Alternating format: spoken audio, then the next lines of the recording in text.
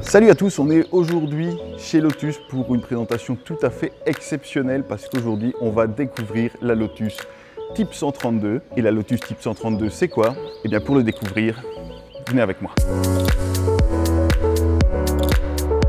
La Lotus Type 132, c'est donc ça le tout premier SUV de Lotus. Alors un SUV chez Lotus, on en parle bien sûr depuis très longtemps, puisque déjà au début des années 2010, il y avait certaines rumeurs comme quoi Lotus préparait un SUV.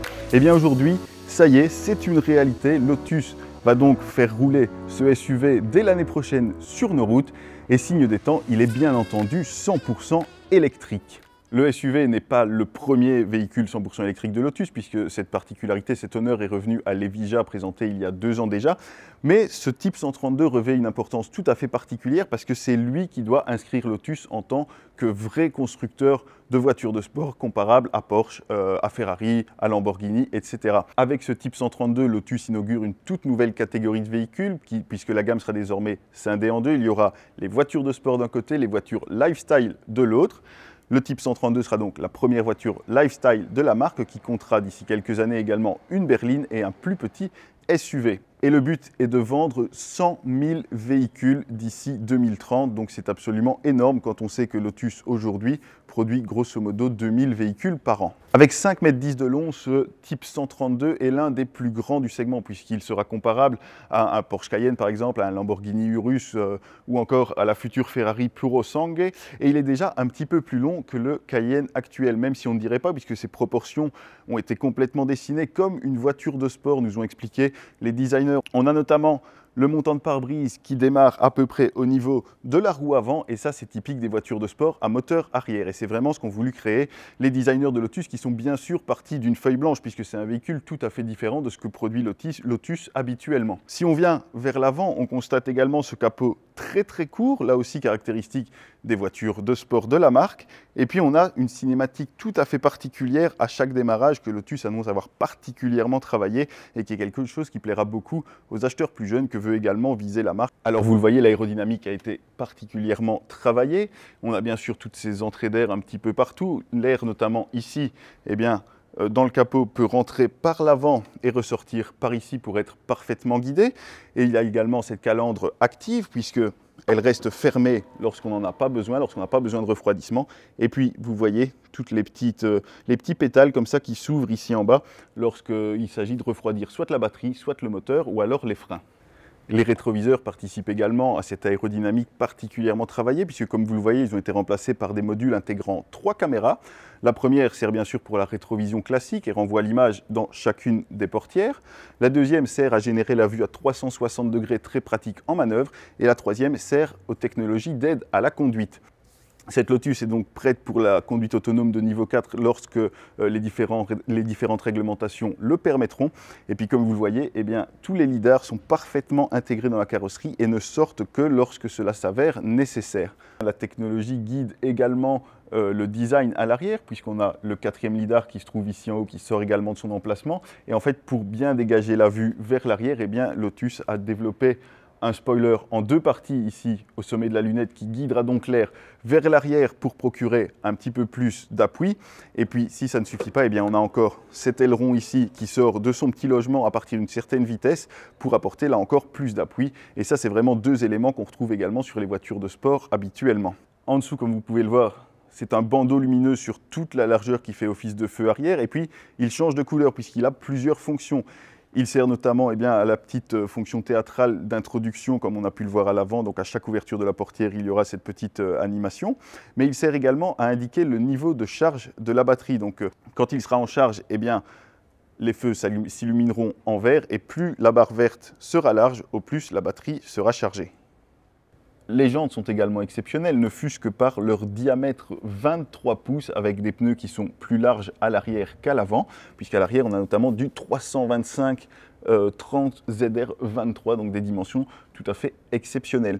Et puis comme vous voyez, ces jantes sont bicolores avec les éléments noirs en fibre de carbone, ça c'est tout à fait dingue aussi sur des jantes. Et puis derrière, on peut voir apparaître le système de freinage en céramique composite avec des étriers à 10 pistons sur l'essieu avant. La fibre de carbone, on la retrouve également sur de nombreuses parties du véhicule, notamment ici sur les passages de roues, mais également sur les bas de caisse, dans les boucliers avant et arrière, et même pour les boîtiers des rétroviseurs caméra, comme ici.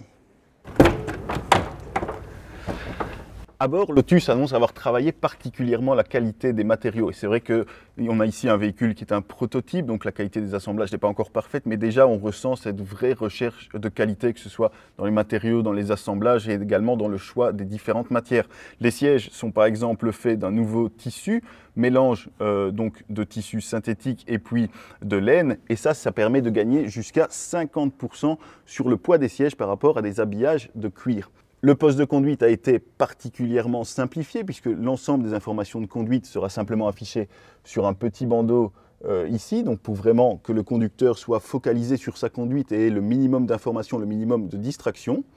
De l'autre côté, on a également un second écran pour le passager qui permettra donc d'avoir toutes les informations de conduite également, mais aura aussi accès à d'autres informations comme par exemple le divertissement ou la navigation, un peu comme on en trouve chez Ferrari.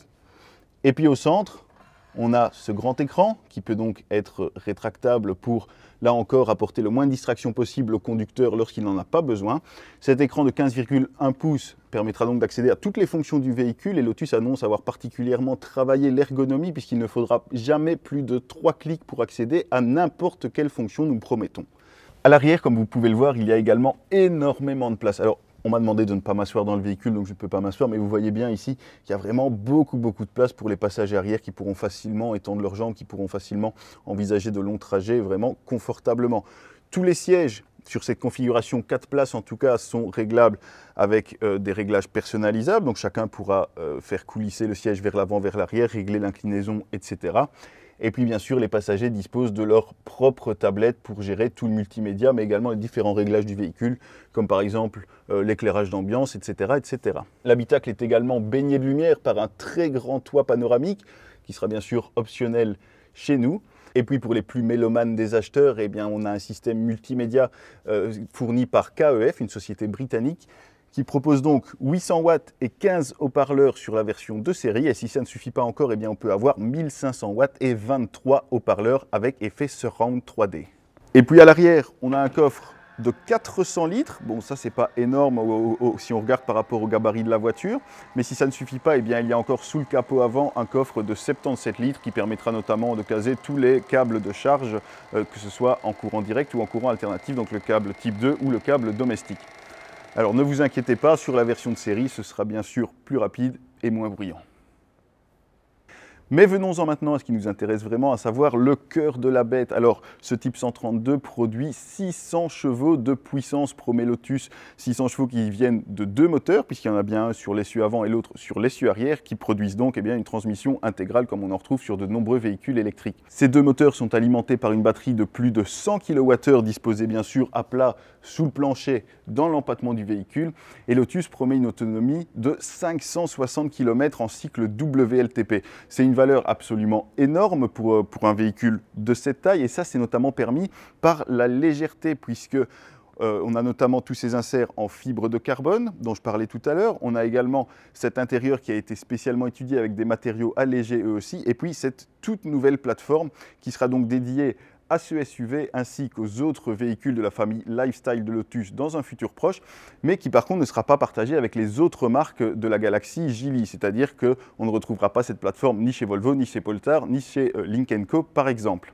Alors cet allègement, eh bien ça se ressent puisque ce véhicule ne pèse que 2 tonnes. Alors 2 tonnes, ça peut paraître énorme, mais en fait c'est vraiment rien du tout pour un véhicule électrique et surtout pour un gros SUV électrique puisque à titre de comparaison, eh bien un BMW iX affiche plus de 2,5 tonnes sur la balance et un Lamborghini Urus qui n'est pas électrique, lui, affiche déjà 2,2 tonnes. Donc là vraiment, les 2 tonnes promises par Lotus sont absolument exceptionnelles et ça promet aussi des capacités dynamiques tout à fait hors normes. Du coup, les performances sont également très élevées puisque Lotus promet un 0 à 100 km/h en moins de 3 secondes et une vitesse de pointe de 260 km/h. L'agilité s'annonce donc exceptionnelle puisque Lotus a doté son SUV de plusieurs éléments pour encore améliorer la sportivité au volant. On a notamment un châssis adaptatif, des suspensions pneumatique de série. On a également un essieu arrière directionnel, ça signifie que les roues sont capables de tourner soit dans le même sens, soit dans le sens inverse des roues avant en fonction de la vitesse. On a une barre anti-roulis active. Et puis on a également un torque vectoric system qui permet donc de freiner la roue arrière à l'intérieur du virage pour permettre à la voiture de pivoter plus facilement dans les courbes serrées. On a également 4 modes de conduite. On a donc un mode range qui permet donc d'optimiser l'autonomie, un mode tour, ça c'est un mode équilibré pour une conduite quotidienne, un mode sport pour vraiment optimiser les performances et puis un mode off-road. Mode off-road qui sera sûrement à réserver aux dunes de Dubaï parce que je vous rappelle quand même qu'on a des jantes de 22 pouces en fibre de carbone. Je ne suis pas sûr qu'elles aiment vraiment les chemins rocailleux. Au niveau de la charge, Lotus promet jusqu'à 350 kW en courant direct grâce à l'architecture 800 volts et ça permet de récupérer 80% de l'autonomie en 18 minutes de charge seulement. Et puis en courant alternatif, eh bien, on aura un chargeur de 22 kW embarqué de série, ce qui est très bien aussi.